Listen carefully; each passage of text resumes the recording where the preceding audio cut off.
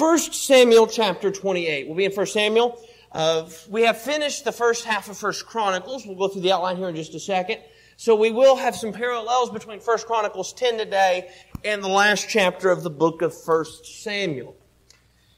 1 Samuel we've divided into three major sections. The first of those being 1 through 8, dealing with Samuel.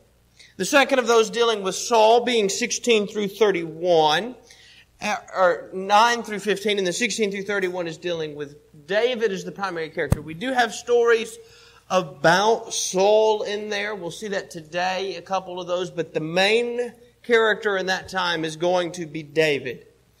And also we're studying 1 Chronicles. We'll study 1 Chronicles. Normally we started at the beginning, but since it parallels with the last chapter of Samuel, we'll look at 1 Chronicles 10 at the end of class this evening. We divided it into two major sections. We finished the first of those, talking about the genealogies, 1 through 9, and then the reign of David beginning at chapter 10 and going through the end of the book. 1 Samuel chapter 28. The first couple of verses, this is where David is making Achish a chief of his chief guardian, verses 1 and 2. Now it happened in those days that the Philistines gathered together their armies together for war to fight with Israel.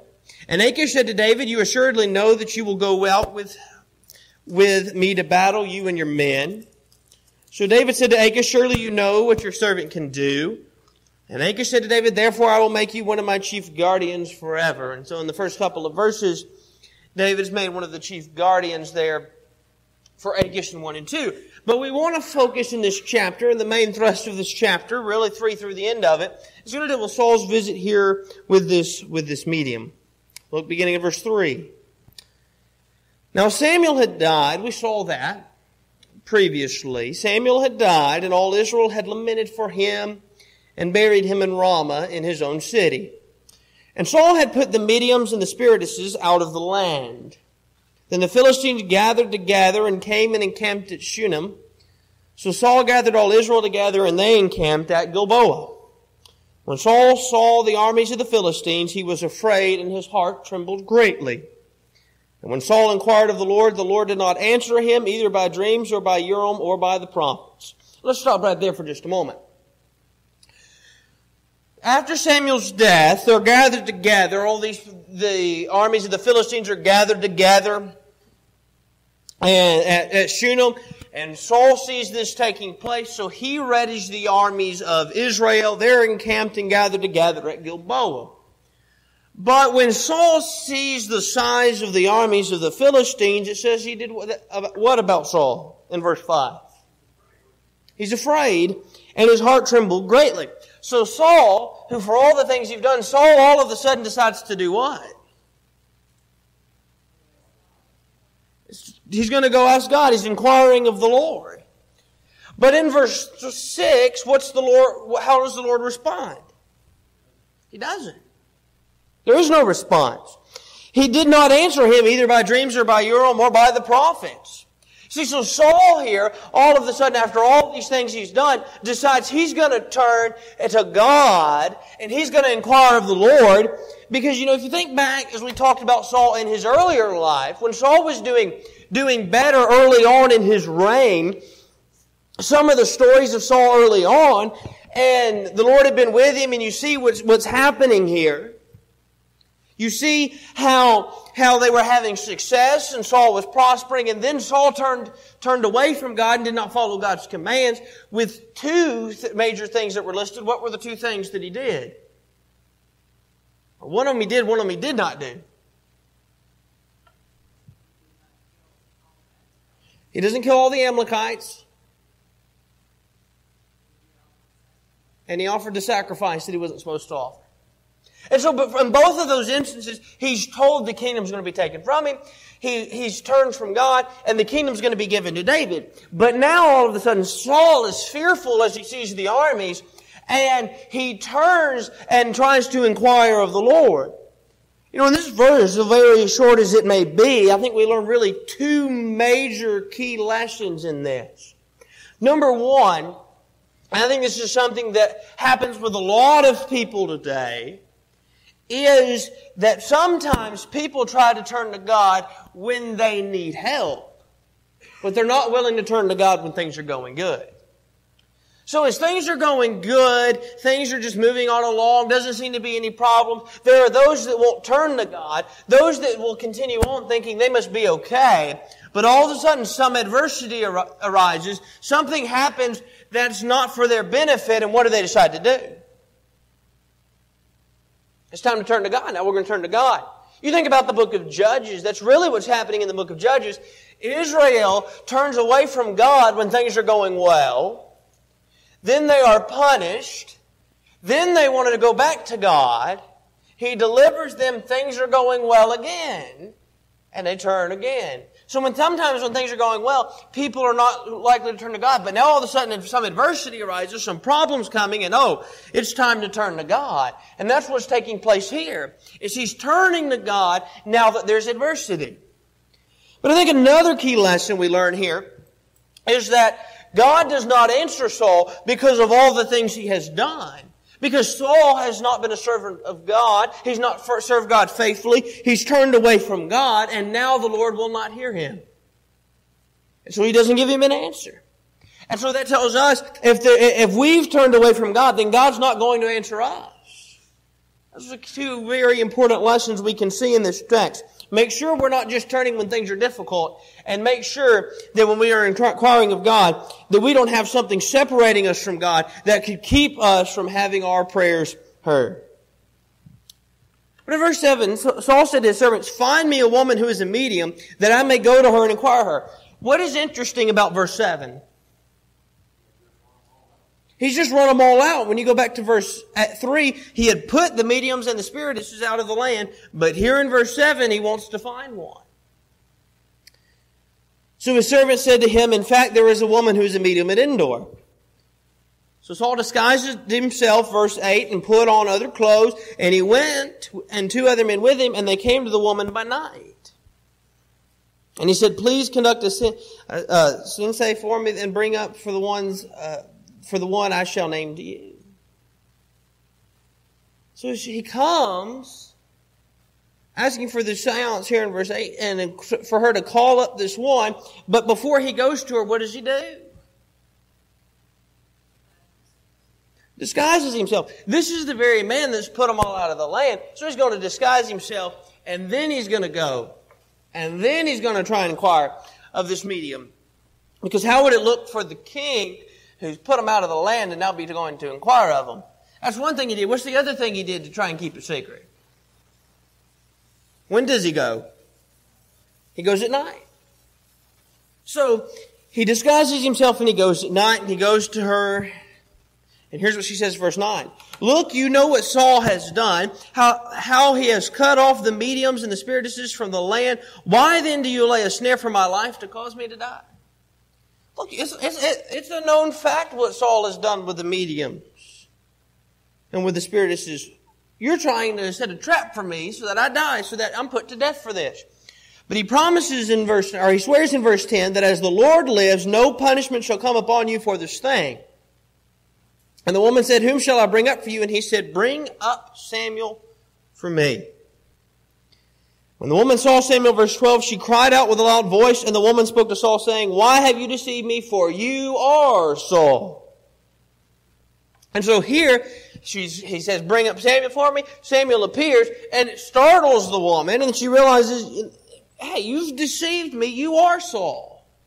The very one that put him out is the one coming now to inquire of a medium. In verse 13, the king said to her, "Do not be afraid. What did you see?" And the woman said to Saul, "I saw a spirit ascending out of the earth." So he said to her, "What is his form?" And she said, "An old man is coming up, and he is covered with a mantle." And Saul perceived that it was Samuel, and he stooped with his face to the ground and bowed down. And Samuel said to Saul, "Why have you disturbed me by bringing me up?" And Saul answered, "I am deeply distressed, for the Philistines make war against me, and God has departed from me and does not answer me any more, neither by prophets nor by dreams. Therefore I have called you, that you may reveal to me what I should do." You know, it's true what Saul's saying here in verse 15, that God has departed from him and does not answer him anymore, but Saul does not understand the reason behind that. If Saul had realized the reason God was not answering him, if Saul had realized the reason the Lord was no longer with him, then he could have done something about it. But it seems that Saul just thinks that, hey, everything's going on smoothly, it's going okay. David's a thorn in his side, but the Lord should still be with him. And he inquires, and now, hey, God's departed from me. See, Saul needed to understand what the cause of it was, but he's right. God has departed from him and does not answer him anymore. So that's why he comes and he calls out for Samuel. So here's what he said. So why do you ask me, seeing the Lord has departed from you and has become your enemy? Here's another important point, verse 16. When the Lord is not with us and we are not with the Lord, here when he has not done the commandments of God and God has departed from him, what does that make him, according to verse 16? They're enemies. The Lord has departed from you and become your enemy. You see, there's only two choices. We can either be on the side with the Lord or He's going to be our enemy. There are only the two choices we have. As we move throughout this text, we're going to see we want to be on the side with the Lord because we don't want to be His enemy. And we'll see that as the text unfolds. Because remember, here in 28, we're going to leave in just a second in 29 and 30 and follow David for a second. But we're going to come back in a minute to Saul. And then when we come back to Saul, we're going to see the fact of what happens when the Lord is departed. Yes? I think that's why it's really evident that we walk and talk with Him each and every day. All day. It's an everyday thing. It's a 24-hour. Right. There's not live 1 minute for Him and then do whatever you want. Saul's not living as you should. Saul wants to come at Saul's convenience in times. But he's not serving Him faithfully as he should and everything and what he does. And I do think it's interesting too, on the note of Saul. When we move here after we go through the United Kingdom and we come into 1 Kings chapter 12 and the kingdom's going to divide into Rehoboam, we're going to have a lot of kings that when they are wicked, they are introducing what into the land? What are they going to be worshiping oftentimes during the divided kingdom? The idols. But it seems Saul never stopped trying to follow God. He just didn't follow Him as he should. You see, Saul still believed, he still thought he could inquire of God, but he wasn't keeping God's commands. I think it's an important lesson for us, because when we come into the divided kingdom and we see all these kings, they've just totally turned away and they're serving Baal, or they're serving Molech, or they're serving any of these other gods. But now here's Saul, who is still trying to inquire of God, who still seems to have the understanding there's one true God. But he's not following His commands, and I think that's important for us to understand as we move through this. That he believes in God, but he's not following God's Word. Pick up with me in verse 17. And the Lord has done for Himself as He spoke by me. For the Lord has torn the kingdom out of your hand and given it to your neighbor David. So here, yes, the Lord is departed from you. Yes, the Lord is your enemy. And yes, exactly what I told you was going to happen. The kingdom was going to be torn from you and given to David is what's going to happen. But the key to this is verse 18. What does it say? Because you did not obey the voice of the Lord. You see, Saul understood earlier in this text, that God has departed from me in verse 15. Samuel reaffirms in verse 16 such is the case, but Samuel now tells him in 18 again. He's been told this before, but Saul needs to hear it again. The reason God has departed from you is because you have not obeyed. Because you did not obey the voice of the Lord, nor execute His fierce wrath upon Amalek. Therefore the Lord has done this thing to you this day. This is the reason, Saul. You did not obey Him. This is the reason. But verse 19. Moreover, the Lord will also deliver Israel into the hand of the Philistines. And tomorrow you and your sons will be with me. The Lord will also deliver the army of Israel into the hand of the Philistines. There's a few key things here in 28 we want to remember for when we get to our last chapter this evening. Our last couple of chapters, we see the parallel in chapter 31 and in 1 Chronicles 10. Remember, God has departed from Saul. We're going to see what ends up happening to that when we come to 1 Chronicles 10 and to 1 Samuel 31. But the other thing is, in verse 19, Samuel's already telling Saul what's going to happen, and that's what? You're going to die. You and your sons will be with me. tomorrow. So remember that promise. Remember what he said, what Samuel has told him. Because he's speaking what the Lord is, what he's speaking to him. Answering him. The Lord has not spoke to him, but he's giving him what the Lord is saying. This is what's going to happen to you. Remember that, because when we get into chapter 31, guess what's going to happen? They're going to get killed in battle. Exactly what they were told was going to happen. Now, Saul falls full length on the ground and was dreadfully afraid because of the words of Samuel. And there was no strength in him. He had not eaten all day. So the woman comes and she wants to prepare some food, and Saul won't heed her voice. But finally, she prepares the food. He said in verse 23 he would not eat. We're going to skip through here quickly so we get into 29 for time's sake. But his servants together with the woman urged him, and he heeded the voice, and he arose from the ground and sat on the bed. And the woman, verse 24, had a fatted calf in the house, and she hastened to kill it. She took flour and kneaded it and baked it unleavened bread from it. She brought it to Saul and his servants, and they ate, and they arose and went away that night. That's what's happening here. 29, we're going to pass through 29 rather quickly, because we want to hit on 30 and 31. 29 is where David's going to come to the Philistines. Remember, David's been living among the Philistines. We saw that beginning last week as he's fled again from Saul. But the Philistines are gathered together, and they're going to reject David going with them to battle. In verse 1, the Philistines gather together all the armies at Aphek, and the Israelites encamped by the fountain which is in Jezreel. And the lords of the Philistines passed in review by hundreds and by thousands, but David and his men passed in review at the rear with Achish. And the princes of the Philistines said, "What are these Hebrews doing here?" And Achish said to the princes of the Philistines, "Is this not David, the servant of Saul, king of Israel, who has been with us these days or these years? And to this day I have found no fault at him, since he defected to me." But the princes of the Philistines were angry with him. So the princes of the Philistines said to him, "Make this fellow return, that he may go back to his place which you have appointed for him. And do not let him go down with us to battle, lest in the battle he become our adversary. For with what could he reconcile himself to his master, if not with the heads of these men?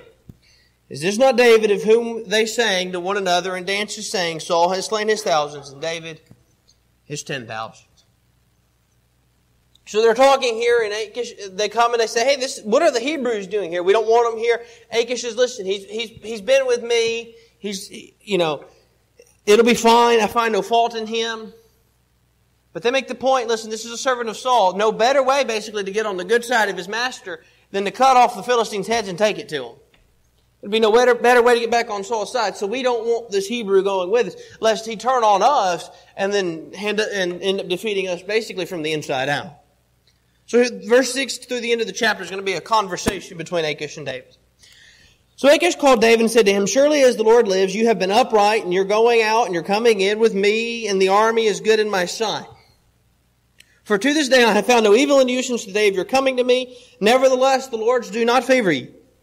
Therefore return now and go in peace, that you may not displease the lords of the Philistines." So David said to Achish, "But what have I done? And to this day, what have you found in your servant as long as I have been with you, that I may not go and fight against the enemies of my lord the king?" Then Achish answered and said to David, "I know that you are good in my sight as an angel of God. Nevertheless, the princes of the Philistines have said, he shall not go up with us to the battle. Now therefore rise early in the morning with your master's servants, who've come with you. And as soon as you are up early in the morning and have light, depart." So David and his men rose early to depart in the morning to return to the land of the Philistines, and the Philistines went up to Jezreel. So David departs the next morning as he was told. They said leave. David that next morning ends up leaving as they said. They were concerned, the lords of the Philistines were, that he would turn on them in battle. But let's talk about chapter 30. Oftentimes, this is taking place at the same time here.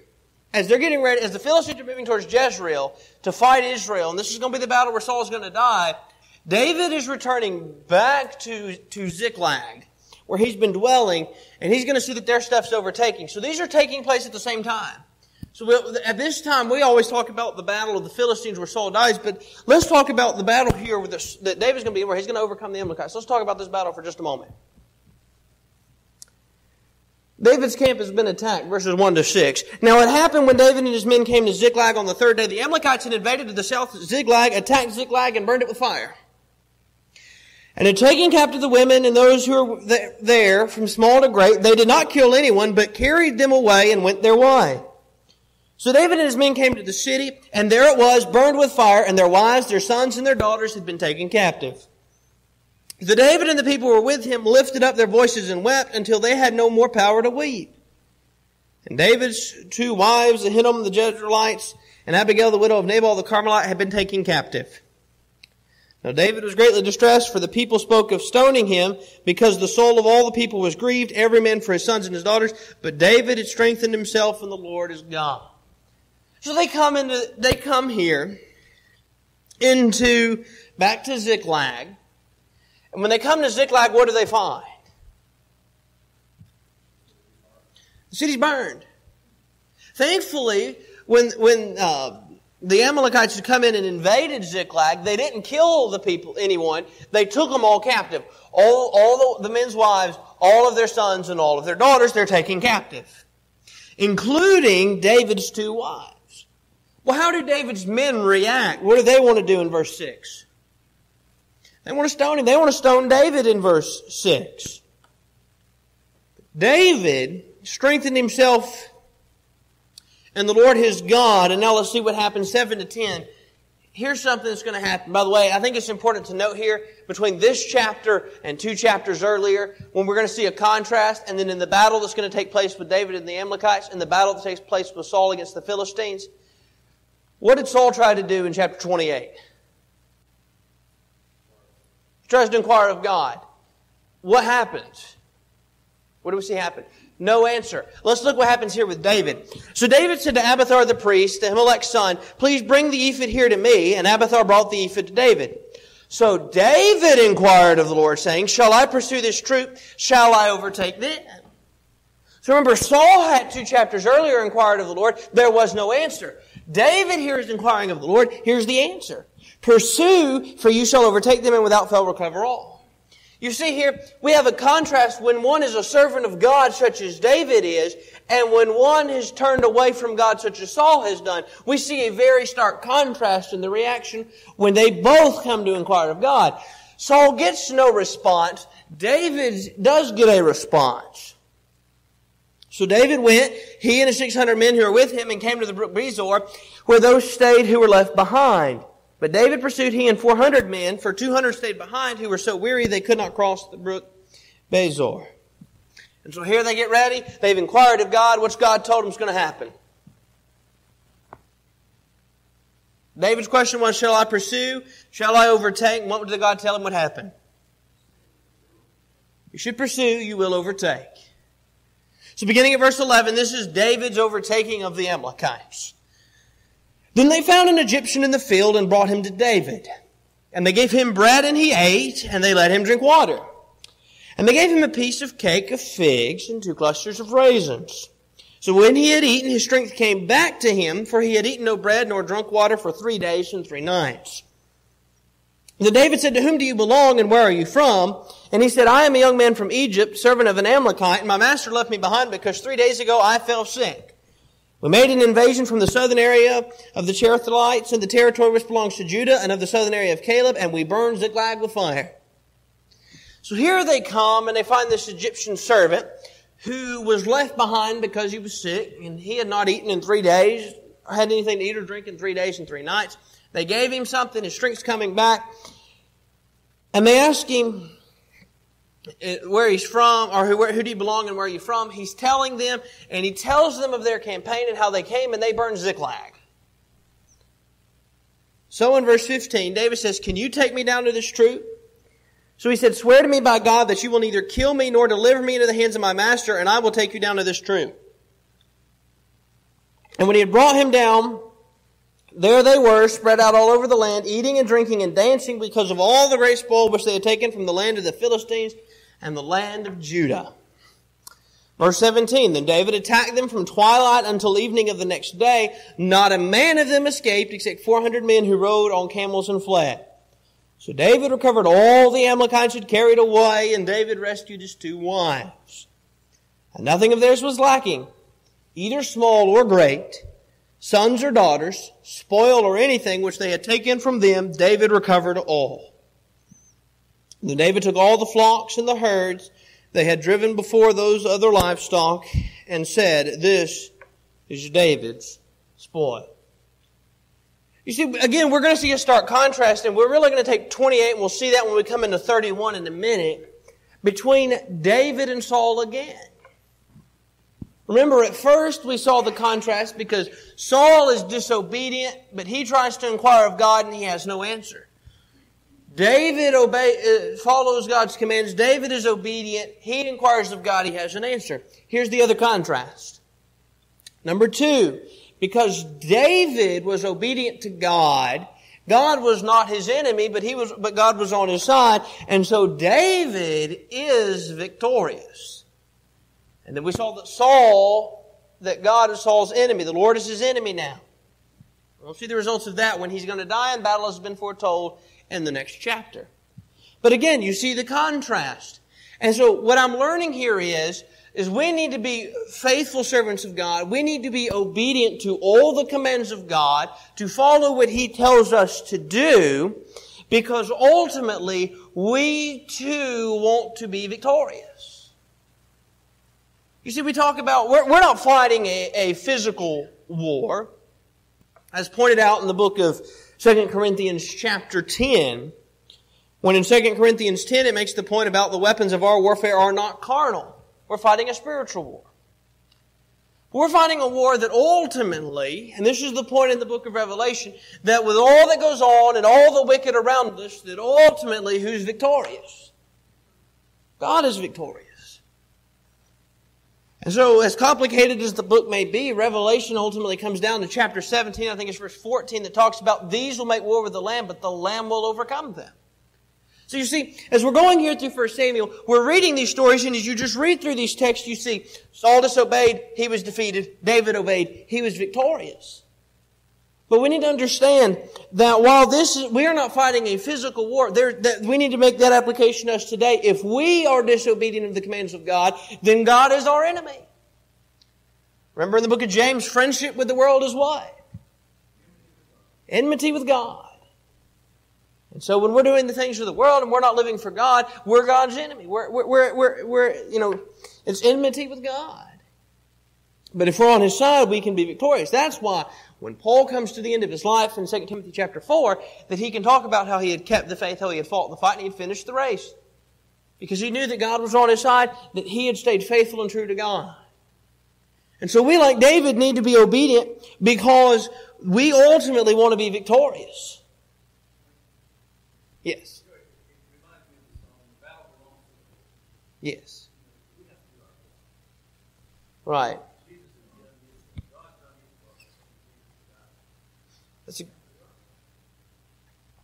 That's a good point. You know, when you think about it from a physical standpoint, you go back and you look at history, and you take a look at the battles that are fought in our country or in any country, and you just think about these battles that are fought. When you look at the beginning, there are times the person or the country that was victorious is the country you would least expect.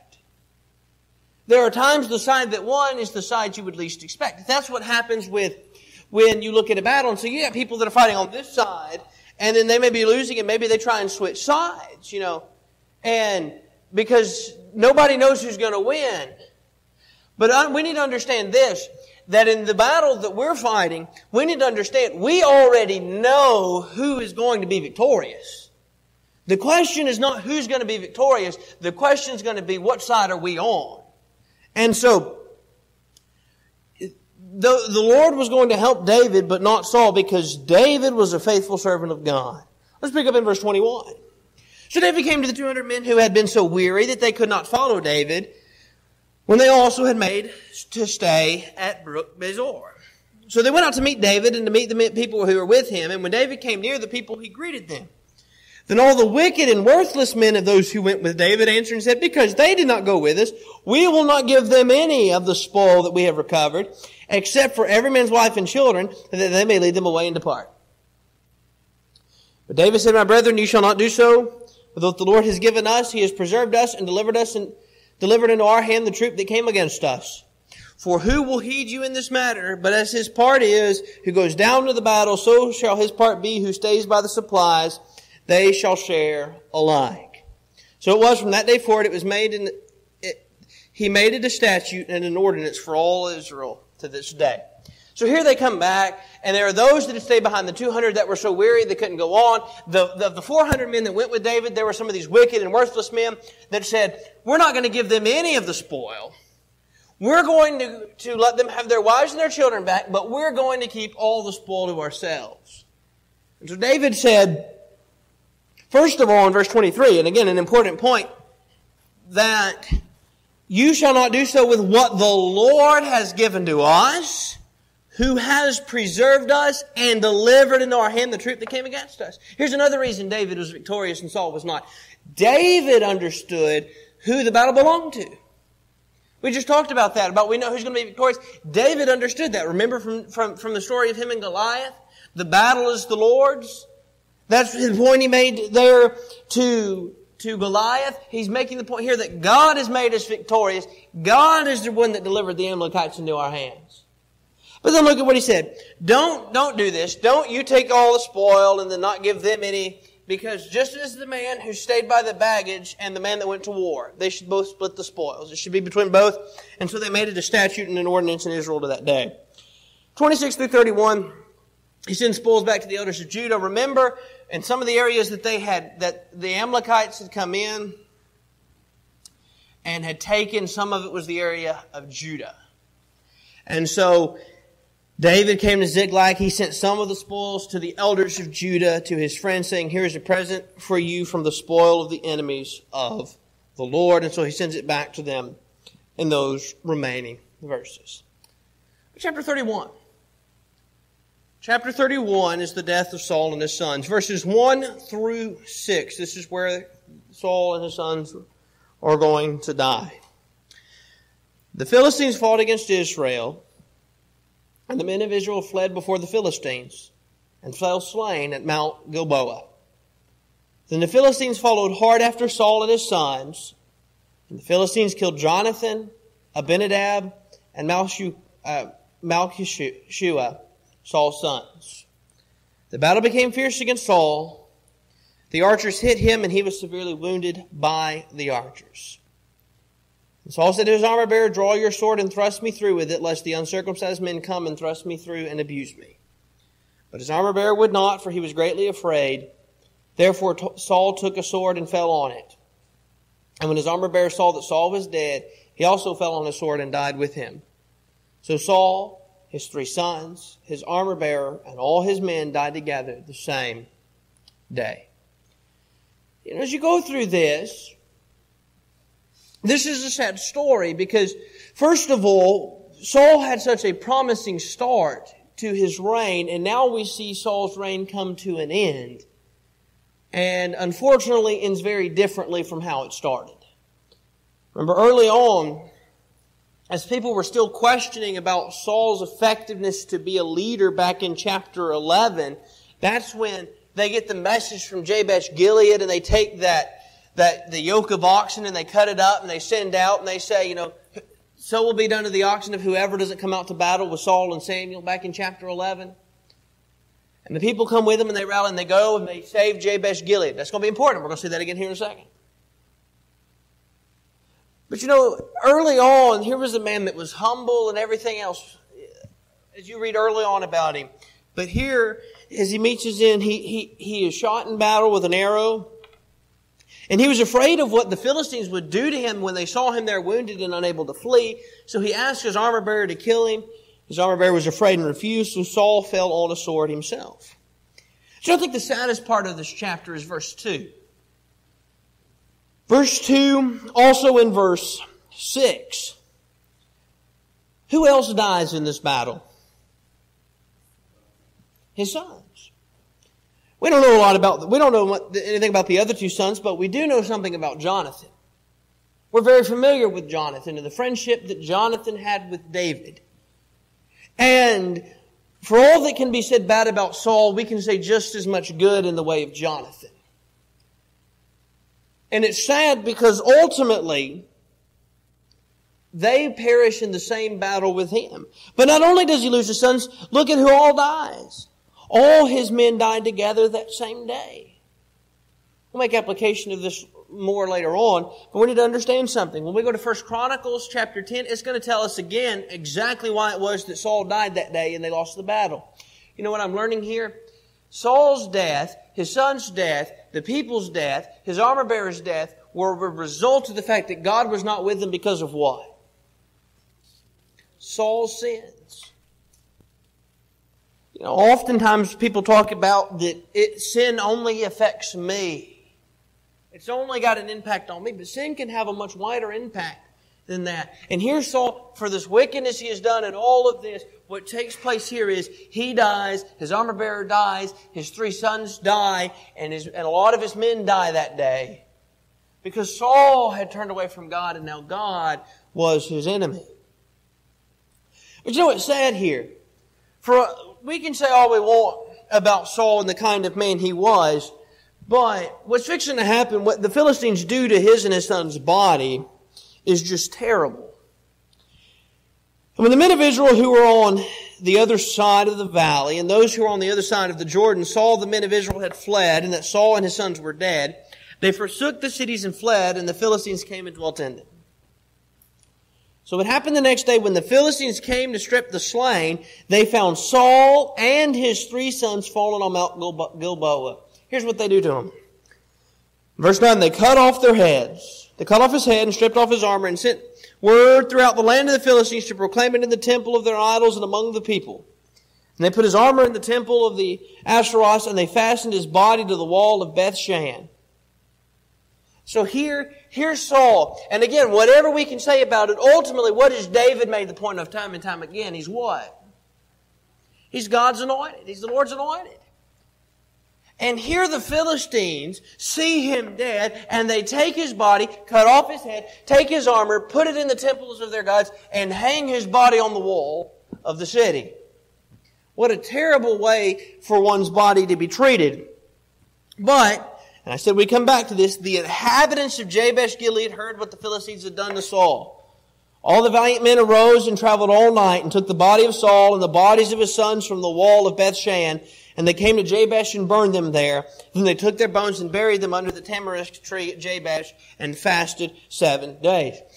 The people of Jabesh Gilead come back and do this because Saul, remember, saved the people of Jabesh Gilead back in chapter 11. That was Saul's first moments as king, was that victory to save Jabesh Gilead, to free Jabesh Gilead. And Jabesh Gilead comes back, and they're going to take his body, the men of Jabesh Gilead take his body, and are going to bury him. And give him a burial, because what the Philistines had done to him was just not right. 1 Chronicles chapter 10. 1 Chronicles chapter 10, very similar to what we saw, I should say chapter 10, first, very similar to what we saw in 1 Samuel chapter 31. But I want us to notice down at verses 13 and 14. Verses 13 and 14. 1 Chronicles 10, 13 and 14. So Saul died for his unfaithfulness which he had committed against the Lord, because he did not keep the word of the Lord, and also because he consulted the medium for guidance.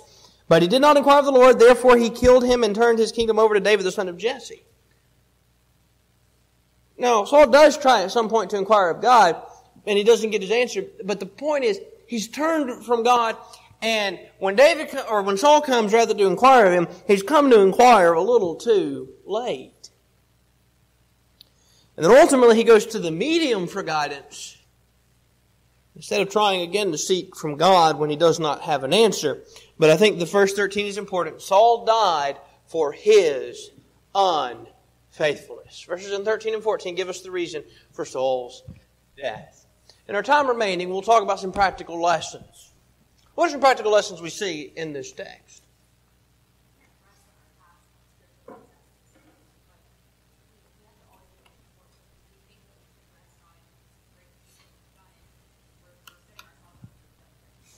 That's a good point. We can't focus on the past. Saul had some good parts to his past, but Saul's from when you get past chapter 12, things really started to go downhill.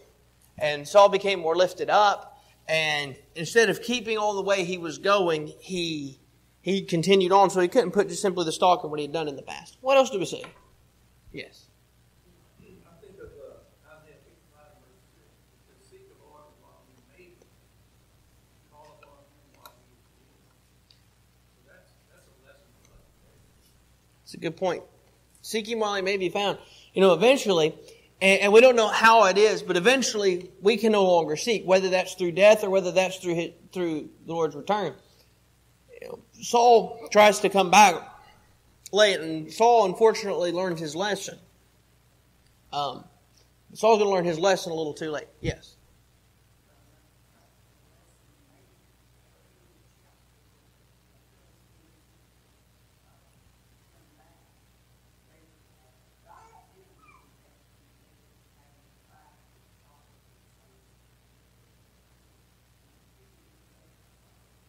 Saul, he doesn't have to fight against Saul. And too, by going back, he gets to go back and can pursue the Amalekites who have already overtaken Ziklag. What else do we see? Faithful will persevere.